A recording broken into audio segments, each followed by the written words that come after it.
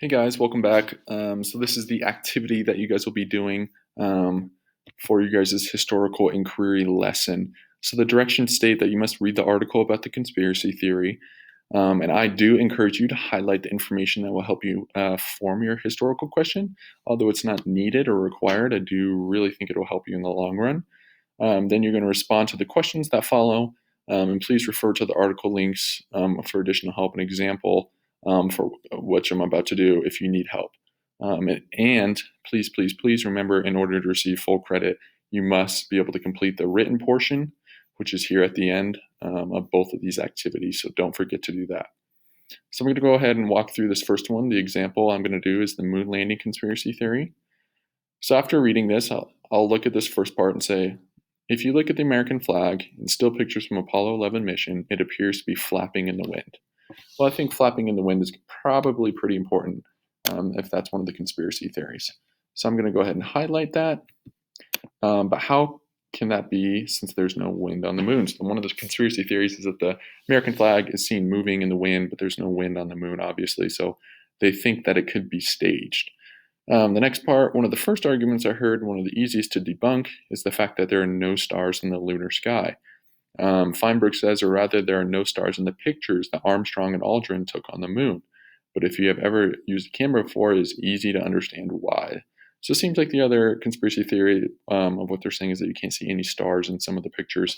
So for that one, I'm going to just highlight this one that says no stars in the pictures, because that's the other main point for this part. And then the last one, in images from the moon landing, it is possible to see certain objects even though they are in shadow. Skeptics argue that if the sun were the only source of light, this would be the case. This wouldn't be the case. Therefore, the fact that you can see some objects in shadow must be the result of special Hollywood lighting.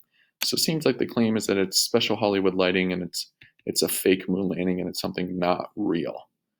So after kind of getting the background information from this part, I'm going to scroll down. And you have to write for your guys' requirements. You guys do have to write 2 historical questions that cannot be answered with a simple yes or no based on the conspiracy article above. So the one based on my moon landing, one of the historical questions I thought of is why. Oh, let me fix the format really quick. Why is the moon landing to be believed as fake and created by Hollywood? That's one. And then my second one that I'm going to write is, how does the U.S. flag add to the idea that this moon landing was fake and made on Earth? So to explain how I got those is I was looking for this first one, why is the moon landing to be believed fake and created by Hollywood? It kind of gives you, that's what you're kind of questioning right here. So skeptics or people argue that if the sun were the only source of light, this wouldn't be the case. They think it's a special result of Hollywood lighting. So that's one question, again, that can't be answered with a yes or no. And it can't be answered with a simple question. You kind of have to do a little bit of research to answer that one. Number 2, how does the U.S. flag add to the idea that the moon landing is fake and made on Earth? Well, it kind of talked about it appears to be flapping in the wind, and obviously on the moon there's no wind, so how would that be possible? So again, this one can't. My number 2 one can't be answered with a simple yes or no or a single right answer.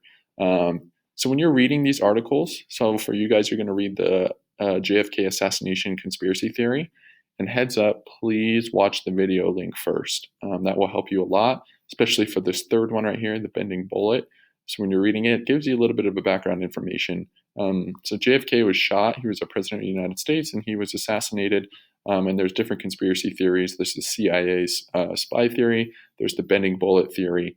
And there's just different theories of what actually happened.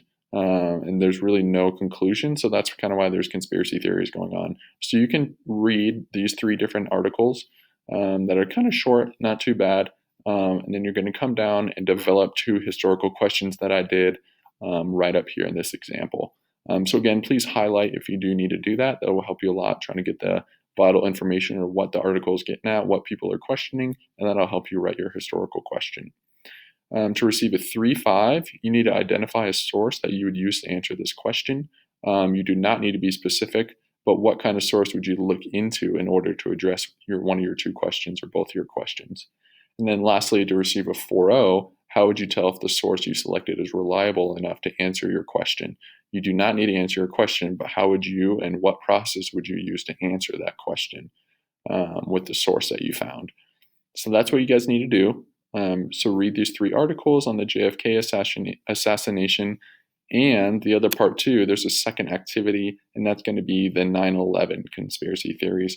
Same rules. We're going to do the same written portion and everything. It's just a different one. So you have the JFK and the 9/11 conspiracy theories that you need to look at and come up with 2 historical questions that can't be answered with a simple yes or no, or it can't be a simple 1 or 2 word answer to answer that question as well.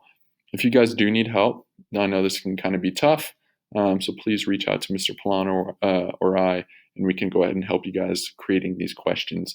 But give it a shot at first, and just make sure you guys are referring back to the PowerPoint where it talks about making sure that it's open-ended and not answer the single right answer or yes or no statement.